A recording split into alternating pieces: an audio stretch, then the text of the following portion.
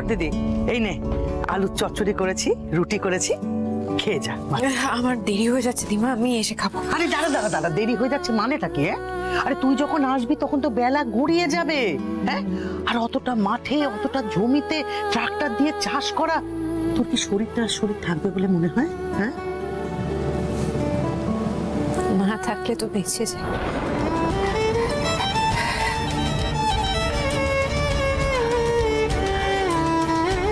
তোমার কি মন প্রাণ বলে কিছু নেই ঠাকুর? তুমি কি মেয়েটার কষ্ট একটু দেখতে পারছো না? একটু পারছো না দেখতে?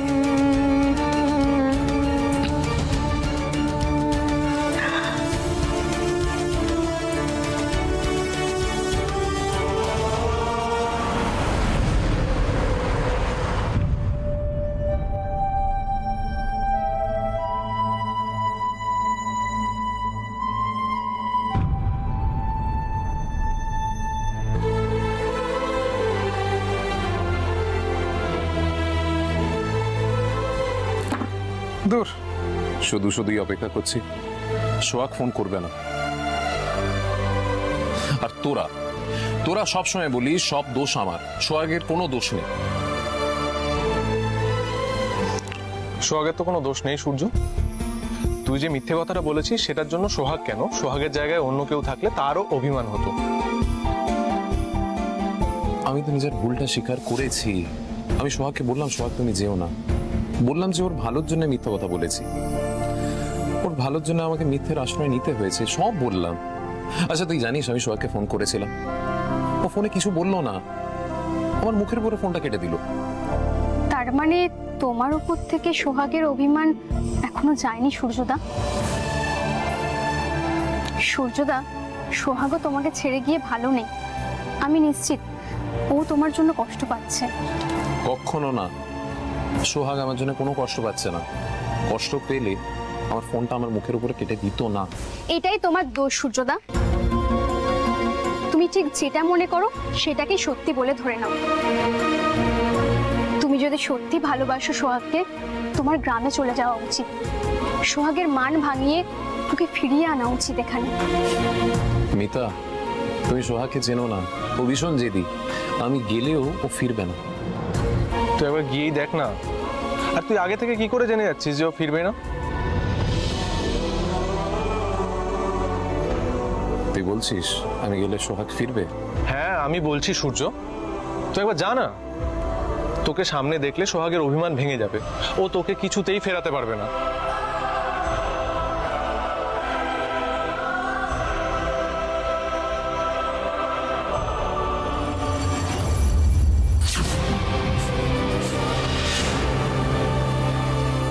কি সূর্য, তুমি এখানে? এ কি রিনা, তুমি এখানে? তুমি কি করে জানলে আমি এখানে আছি? না আমি জানতাম না, বাট আন্দাজ করেছিলাম। দেখো সূর্য, তোমার তো আমার বাড়িতে যাওয়ার কথা ছিল। আমি যখন দেখলাম তুমি আসছো না, আমি ভাবলাম যে তুমি নিশ্চয়ই পাবে থাকবে বা তোমার বন্ধুর বাড়িতে থাকবে, তাই চলে এলাম। বাট সূর্য, অনেকটা দেরি হয়ে গেছে, চলো এবার আমাদের যেতে হবে। যেতে হবে? কোথায় যেতে হবে? হ্যাঁ, তো তাড়াতাড়ি ভুলে গেলে? আমাদের তো মিস্টার শিকদারের সাথে একটা অ্যাপয়েন্টমেন্ট আছে। চলো চলো, আর দেরি করলে কিন্তু হবে না সূর্য, চলো। না না রিনা, আমার মিটিং করতে আজকে একদম ভালো লাগছে না, আমার যেতে ইচ্ছা করছে না। সূর্য, তোমার মিটিং করতে ভালো না লাগলেও কিন্তু তোমাকে যেতে হবে। সূর্য, এটা আমার ড্যাডের মান সম্মানের ব্যাপার। তোমার ভালো না লাগলে কিন্তু আমার কিছু করার নেই। চলো চলো চলো চলো প্লিজ, ওঠো ওঠো ওঠো, চলো, দেরি হয়ে যাচ্ছে, চলো। আমি আসছি।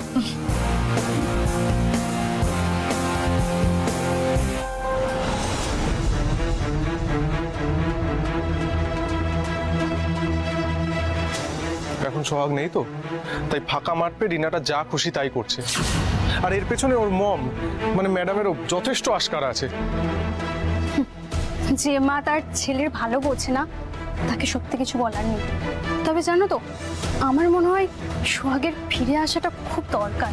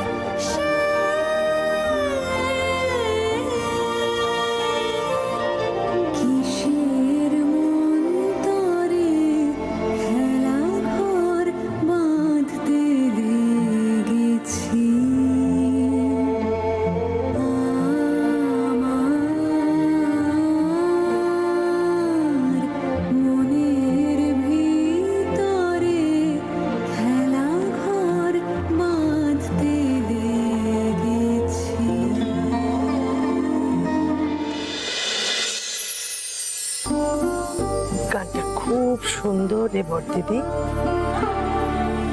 কিন্তু বড় দুঃখের।